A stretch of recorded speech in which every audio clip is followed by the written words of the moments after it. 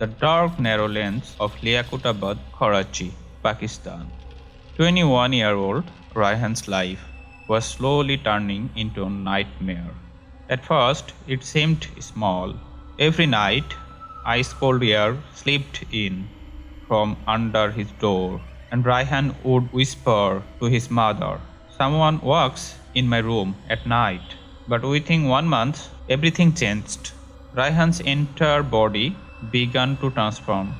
Every morning, they found him in the bathroom, hands soaked in blood, scratching his own chest with his nails, whispering, "They are calling me. I have to let them in." One morning, something even worse happened. A thick black slimy liquid began coming out of his mouth. His family rushed him to the hospital. At first, doctors said things like stress, hallucination, schizophrenia. But when they saw what actually happened at night, even the doctors stepped back in fear.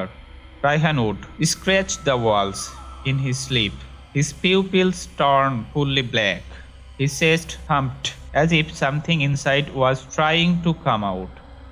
One night, his heart rate shot up to 185, then suddenly dropped to 30. On the heart monitor, doctors saw a shadow-like shape move inside his chest, and under Rayan's nails, they found blood from an unknown creature, not human, not animal, something in between. Finally, the doctors admitted, "This is not mental illness. Take him to a spiritual healer." One after another, the healers failed. The first healer began Ruqyah, but halfway through, Rayan suddenly grew a black, sticky blood and screamed, "Don't touch me! Zahmar is watching." At that very moment, all the lights in the room burst at once. The second healer entered the room. Rayan looked at him and hissed, "Another one came to die." And instantly, 3 long claw marks appeared on the healer's neck. Rayan didn't move an inch, but the marks were deep. The third healer ran away in terror. He said he saw a tall shadow figure standing behind Rayan. Its hands were neither human nor animal. He also noticed dark stone marks and blood symbols and warned, "This is bound magic. I can't break this." Whenever anyone recited Quranic verses, Rayan would collapse on the floor and laugh in a deep, non-human voice. "Don't call him. He will wake up. Zahmar is looking for him."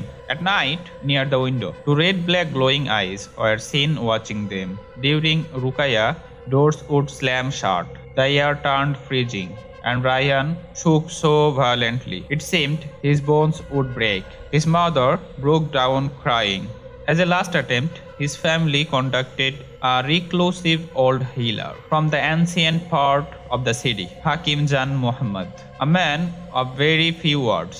The moment he entered the room, he kneeled and said, "This is not just a jinn, this is someone's work, and the jinn is only fulfilling the command."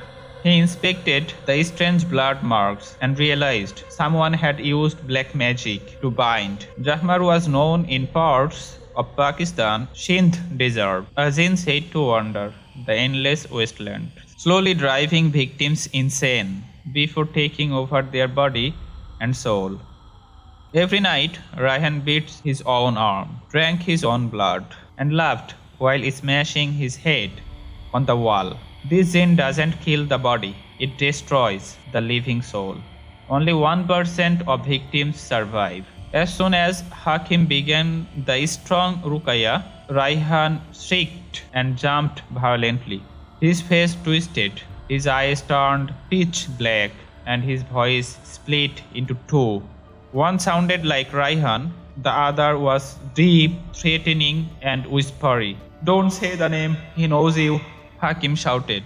"Who sent Zahmar? Who did this?" Rayan suddenly gasped and uttered one name, Shakil. Shakil, Rayan's own cousin.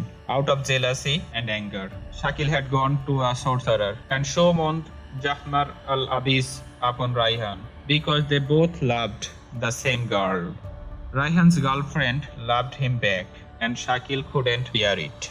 It was black magic, from jealousy, rage, and revenge. Hakim intensified the Ruqyah.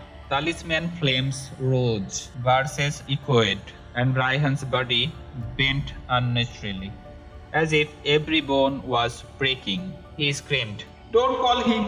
Zahmar will wake up!" On the window glass, two burning red eyes appeared again. The kitchen ceiling cracked open suddenly, and a horrible stench filling the house. Something inside was pulling Rayhan downward, like an unseen creature trying to drag him into darkness.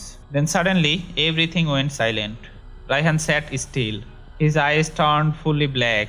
Blood trickled down his mouth. In a slow, broken whisper, he said, "Zahmar has arrived. It's my turn now." His body swelled unnaturally and collapsed to the floor. Rayhan's heart had exploded, yet the doctors found no medical cause. Moments before he died, his mother saw someone inside Rayhan's eyes, a tall shadow figure with burning red eyes, smiling from behind him. Rayhan's final breath carried a last word, "Zahmar." That night, during the burial, on the roof of the house, the family heard the sound of claws scratching the concrete, as if something was writing on the wall, "One more soul is mine."